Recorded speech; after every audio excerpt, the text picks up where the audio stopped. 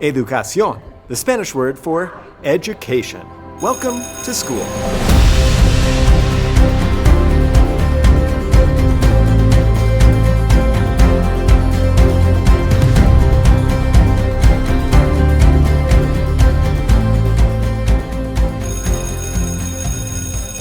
Every country educates its children differently.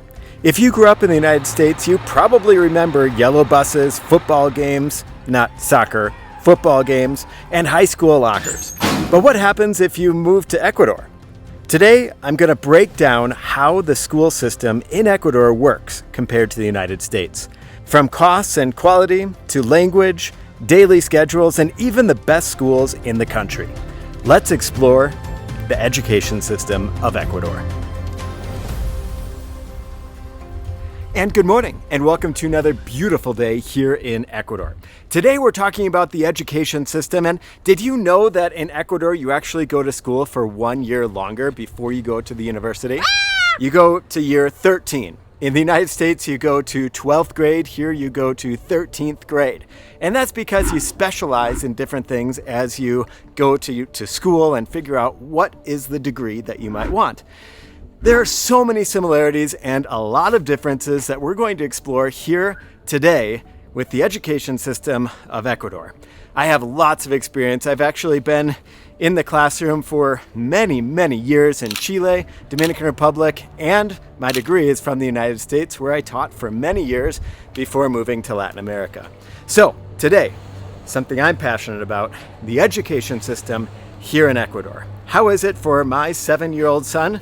Was it worth it to move from Chile or from the United States to here in Ecuador? Let's go explore the education system of Ecuador.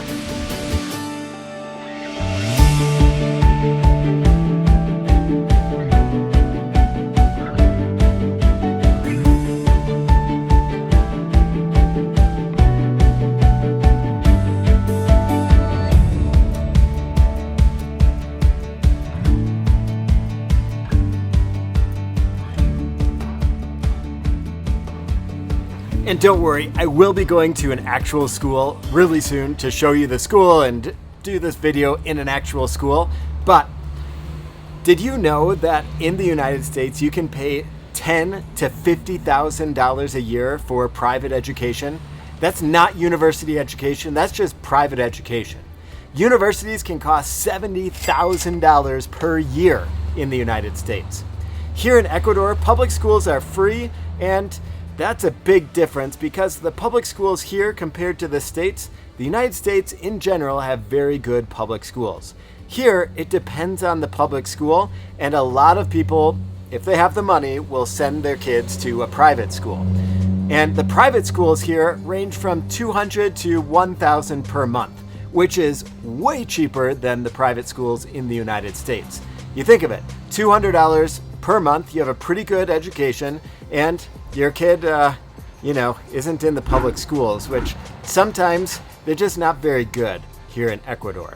It's because, the English in the private schools, you almost have English as the first language. At least they try to make it the first language. And in public schools, most people can't say blue or green or 1 or 2 or 3, even after 8th grade. I've gone to a few of them before in the campo, rural areas of Ecuador, and there's not very much English there. Might depend on the city, might depend on my experience. I've been here 3 years and checked out different educational systems, and I haven't found too much English in the public schools. That's where people like me find a nice private school to go to for their kids, and they get some English so that if they want to go to a university in the United States and pay 70 grand a year, they can do that. Universities here in Ecuador can cost $2,000 to $6,000 per year, which is so much cheaper.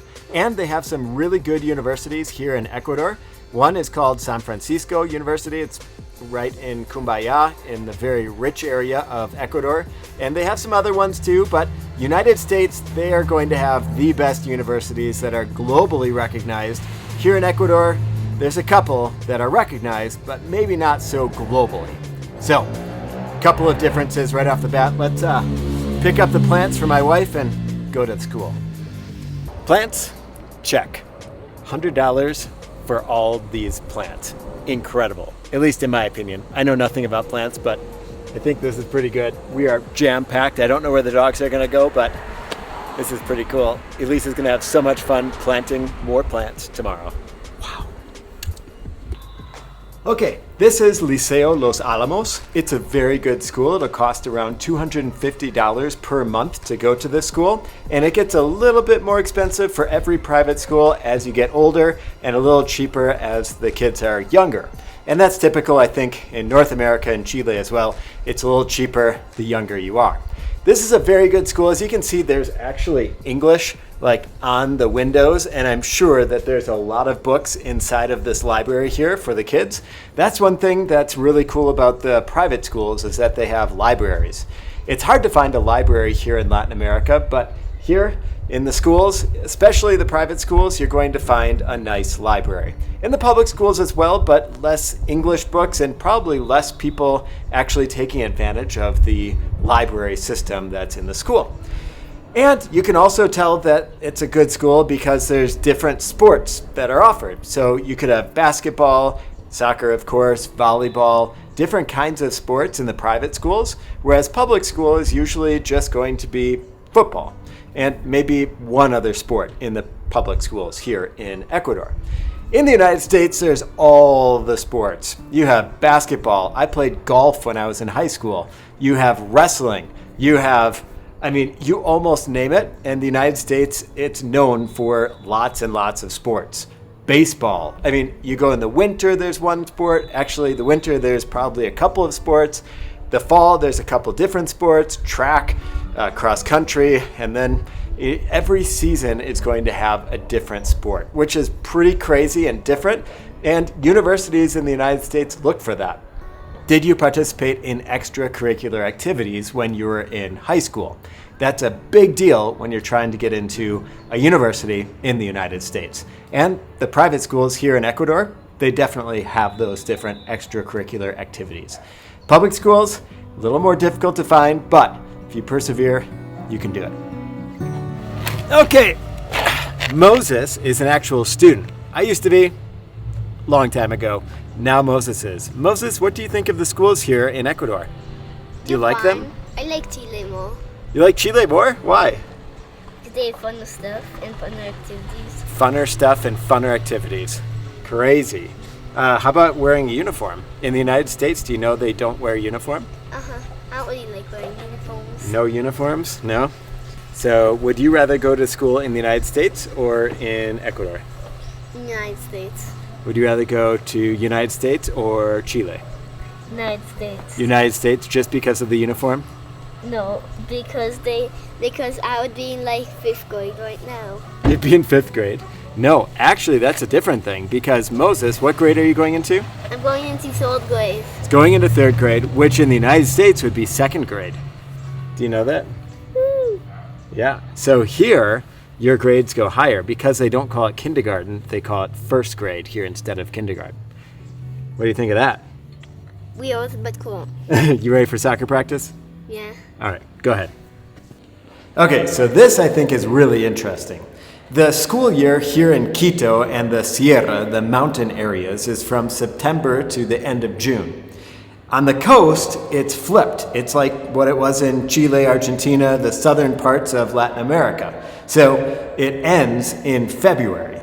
And I think that's interesting because all of the United States has school, and they start beginning of September, late August, and they go until middle of May, late May, maybe early June, and you have about 2.5 months of vacation. That may fluctuate just a little bit, but can you imagine your summer vacation in the United States starting in January or February?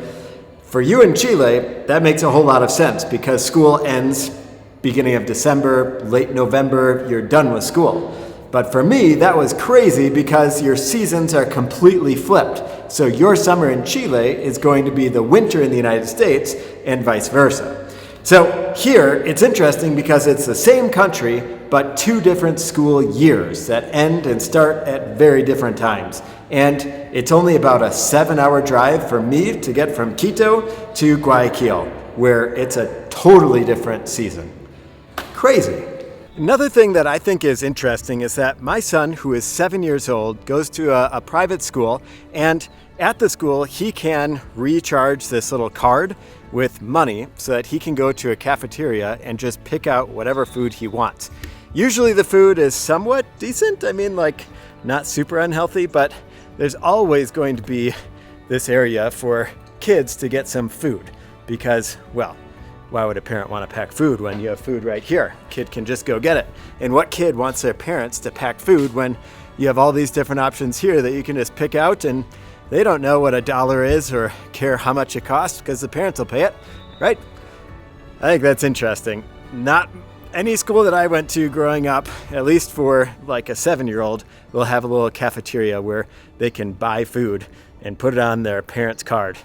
Super interesting, but it's typical, at least in the private schools here in Ecuador, to have some place for a kid to just pick out whatever they want for a snack at recess time.